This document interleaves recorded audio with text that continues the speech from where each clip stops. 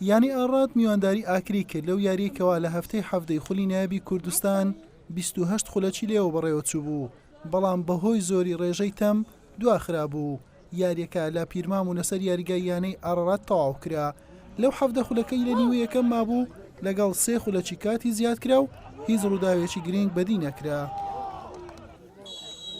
لە سەرەتای نیوەی دووەم ئاکرەی سوورپۆش چەند دەرفەتێکی بۆ ڕەخسە تاوەکو گۆڕانکاری لە ئەنجام یاریەکە بکات و بربەستی یەکسانی بشکێنێت، بەڵام سوودیان لێ نەبینی.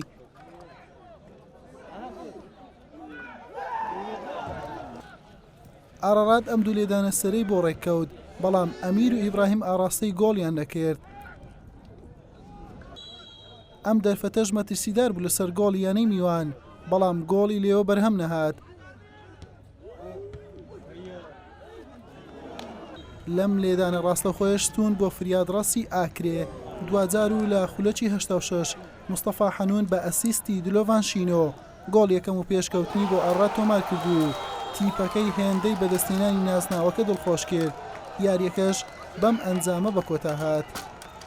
ئەو فۆزە لە بۆمە زۆر گرنگ بوو، دەستخۆشی دە تیپەکەم دەکەم باش یاری دەکەن بەس گۆڵ ناکەن، بەس ئەو ڕۆتوانیان لە یاریەکی دواخرا و یاریەکە ببەنە ئەو فۆزە بۆمە زۆر گرنگ بوو، چکە دوای ئەوەی یەک دوو یاری تەعادول بوو نەمانتوانی ببینەوە. لەگە نادی ئاکرێ فەریقێکی زۆ باشە. ئەگە بە خۆشتان بینن بیتیتەن لە مەرحەلەیەکەم لە نیوەکان زۆ باش نادی ئاکرێ هەستا ینی لۆقاتی نقطەکانی خۆی ئێمە توانیمە ئەو ڕۆ لە مەلعەبی خۆمان 3 نقطەی بەدەست بینین. بەڕاستی فەریقمە زۆ باشە الحەمدوللا لە ڕێی هەموو شتەشی لە لیاقەی لە هەموو شتەشی الحەمدوللا ئەو 3 خارە لۆمە زۆ گرنگ بوو. ئیشاڵە بۆ گەمەی داهاتووش بتوانین 3 خارتیش بەس بینین لۆمە زۆ باشە. بەم جۆرە ئاراد گەڕایەوە پێشەنجی یانەکانی خولی نایابی کوردستان بە کۆکردنەوەی 32 خاڵ و بە جیاوازی 2 خاڵ لەگەڵ پێشمەرگەی هەولێری هاوشارۆچکەی. ئاکرێش بە 24 خاڵەکەی لە ناوەڕاستی ڕێزمەند مایەوە.